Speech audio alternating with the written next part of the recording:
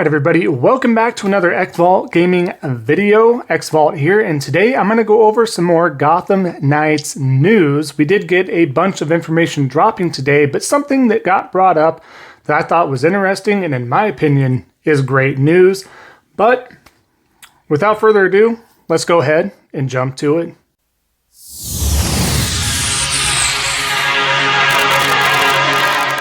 Alright, so like I was saying, what I want to go over is the Gotham Knights news that did drop today. More importantly, where it's not dropping. So I'm going to pull this quick article from pushsquare.com, and then I'm going to go over my thoughts and opinions on that as well, so bear with me.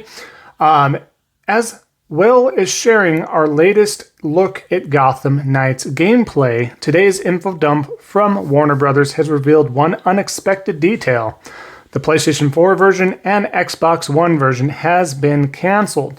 Confirmed in a press release, it reads, "Please note, to provide players with the best possible gameplay experience, the game will release on PlayStation 5, the Series X and S, and PC, and will not be available for PS4 and Xbox One consoles. The game was originally announced for PS4 alongside a PS5 version back in August of 2020, but the last gen edition will now no longer make it to launch on 25th of October 2022. This means that Gotham Knights joined Suicide Squad, Kill the Justice League, in prioritizing the experience for current gen players. It does mean the title can be bought on Sony systems by 19.3 million PS5 owners at the time of writing, ditching the PS4 audience in the process," they state. So this makes it seem like a very negative light in a way.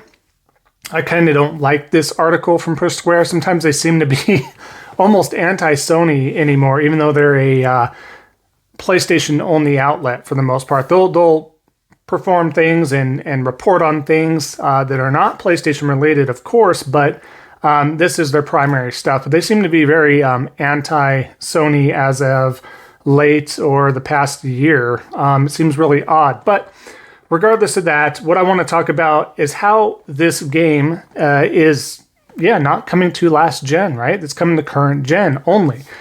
This is a great thing. The older consoles just can't keep up. Contrary to popular belief, these games cannot continue to cater to the performances of the previous gen versions or have a simultaneous release with that, because you do have to take resources from the dev team and make the game work and allocate and reallocate resources in the game itself to make it function properly and appropriately, and just to give it all it can. The last gen systems have been out, if you think about it, over 7 years now. Possibly even 8 at this time. I'm not doing my math, but definitely over 7 years, right? So just like a PC that has severely outdated components and parts and pieces, we cannot continue to cater to that, regardless of how many are out there in the wild. It's just going to hinder the performance and everything that the devs and company does put into a game to really showcase everything it does have to offer. That is a huge win in my book to keep it current gen. I know not everybody may agree, because not all of you probably have your hands on a next gen system, whether that be a PS5 or a Series X or even S, but those S's are severely available. The Series X's are also readily available, and you can get those at many places at cost.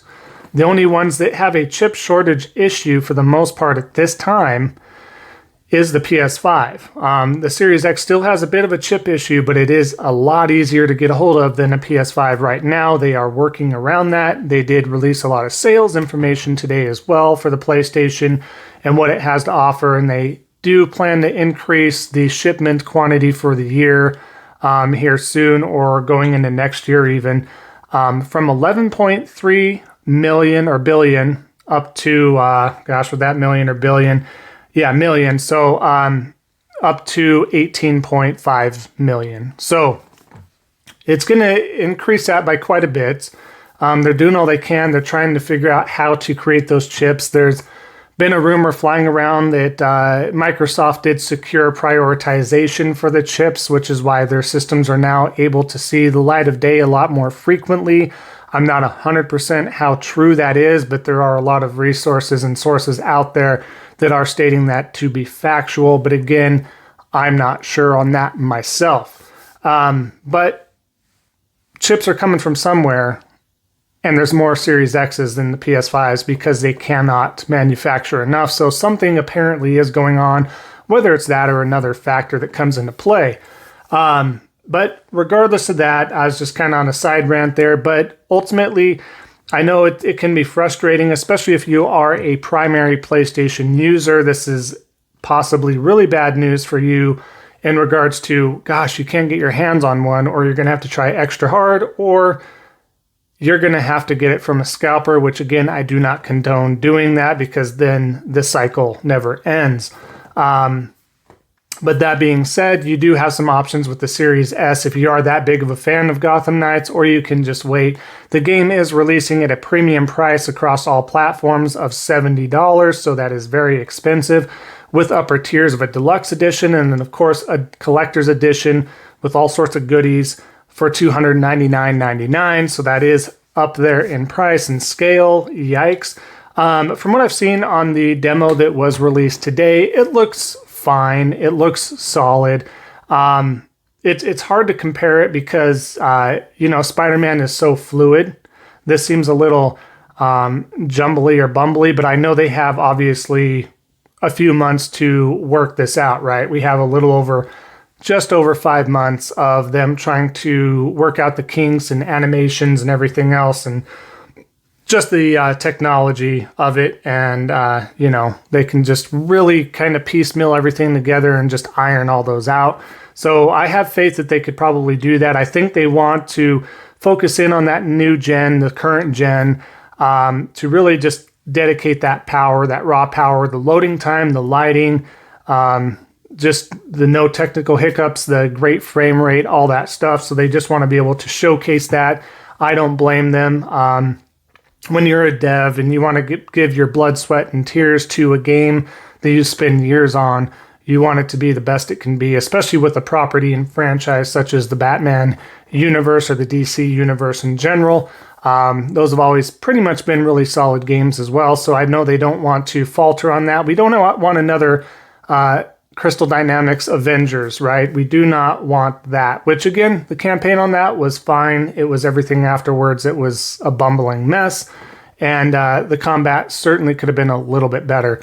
And by a little bit better, I mean a lot better. Even though it had some nuances and stuff, I did enjoy Thor's almost Ragnarok-like mechanics of coming back, and it just felt really good and such like that. Some of the characters did well, but for the most part, it was a mess, and there was nothing to really keep most people involved, hence the reputation it perceived. So here we have this fresh start for this franchise. Let me know, of course, what everybody out there thinks of the demo itself. Are you a fan of the fact that it is making it next gen or current gen only and leaving the previous consoles like the PS4 and Xbox One in the dust? Let me know. Sound off in the comments below. Again, thank you for sticking around for the entirety of the video. If you are new to the community, please consider liking, commenting, and of course, subscribing, helping out a small content creator like myself. I really do appreciate that. And we'll kind of see what other news happens to drop throughout the week. So it's always a nice surprise what we have coming across the board. So thanks again. Enjoy the rest of your day, and we will see everybody next time on the next Xvault gaming video. And until then, take care.